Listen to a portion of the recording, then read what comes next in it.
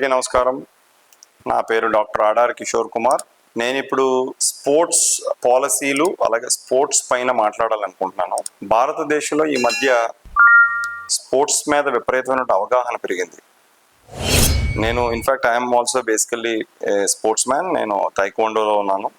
I have one many medals. ఇప్పుడు కూడా నేను స్టిల్ మార్షల్ ఆర్ట్స్లో ప్రాక్టీస్లో ఉన్నాను.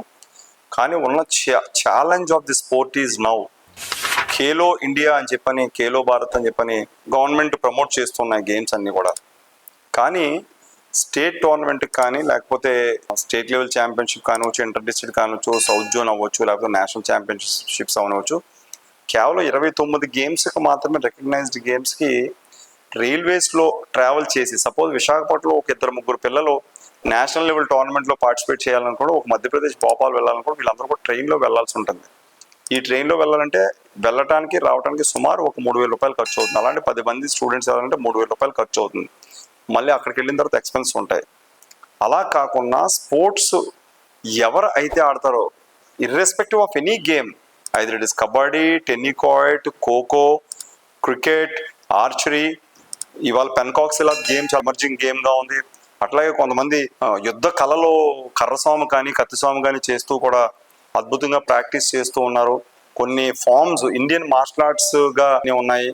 ఆ మార్షల్ ఆర్ట్స్ కానివ్వండి, ఎక్కడైనా టోర్నమెంట్కి వెళ్ళినప్పుడు ప్రభుత్వం దయచేసి స్పోర్ట్స్ ఆడే ప్రతి ఒక్క వ్యక్తికి కనుక ఒకవేళ స్వాంతన కనుక బాసట కనుక మీరు ఇవ్వగలిగితే, టోటల్గా ఫ్రీ కన్సెషన్ కనుక ఇవ్వగలిగితే, స్పోర్ట్స్ పర్సన్స్ అందరికీ ఫ్రీగా కనుక ట్రావెల్ చేసే అవకాశం ఇస్తే ఖచ్చితంగా ప్రపంచంలోనే మన వాళ్ళు నెంబర్ 1 అవడానికి అవకాశం ఉంది. ఎందుకంటే నేను ప్రత్యక్షంగా చూస్తున్నాను, కొంతమంది గ్రామీణ మండల వాతావరణంలో పెరిగినటువంటి విద్యార్థులు ఆ నేషనల్ టోర్నమెంట్కి, స్టేట్ టోర్నమెంట్కి వెళ్ళటానికి డబ్బులు లేక చాలా మంది ఆగిపోతున్నారు. ఎవరైతే బాగా ప్రామినెంట్ ప్లేయర్స్, బాగా ఆడేటువంటి ప్లేయర్స్ ఉన్నారో వాళ్ళందరూ పాపం ఆగిపోతున్నారు. వాళ్ళని చూస్తే బాధాకరంగా ఉంది.